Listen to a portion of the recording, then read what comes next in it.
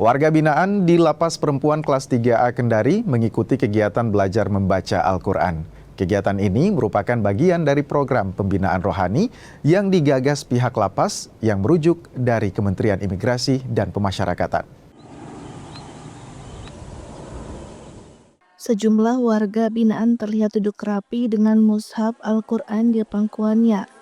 Mereka mengikuti kegiatan belajar membaca Al-Quran yang telah menjadi rutinitas pembinaan keagamaan. Kegiatan itu merupakan bagian dari program pembinaan rohani yang digagas pihak Lapas Perempuan yang merujuk dari Kementerian Imigrasi dan Pemasyarakatan.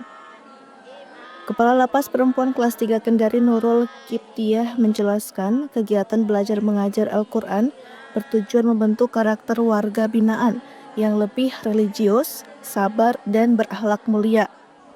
Melalui bimbingan rohani, warga binaan diharapkan dapat memperbaiki diri, menyesali kesalahan masa lalu, serta memiliki bekal spiritual untuk kembali ke masyarakat setelah bebas nanti. Ini adalah pembinaan keagamaan di mana setiap hari dilaksanakan di Lapas Perempuan Kendari. Jadi untuk membantu dari pembinaan sendiri, di sini ada tamping musola yang mengajari mengaji. Jadi ya alhamdulillah pada warga binaan yang dari awal buta tentang huruf-huruf Al-Quran dan segala macam, alhamdulillah sekarang sudah bisa untuk mengaji. Salah satu warga binaan Radah mengaku bersyukur karena bisa belajar membaca Al-Quran selama berada di lapas.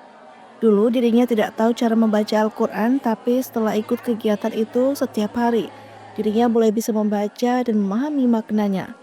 Karena setelah saya masuk di sini, saya sudah Iqra 3, saya bisa kenali huruf A, huruf La, gitu. Berarti Ibu merasa bersyukur dapat bisa membaca Al-Quran gitu ya? Iya. Ibu, baca Al-Quran ini memang Bu sering kali dalam sebulan atau gimana? Tiap hari baca di sini, orang di sini mengajarkan di sini mengaji, sholat. Gitu Bu ya. Memang ada pendampingan dari pendampingan dari pembinaan. Pembinaan gitu sini, Bu. Oke. Tapi pembinaannya dilakukan dengan baik Bu.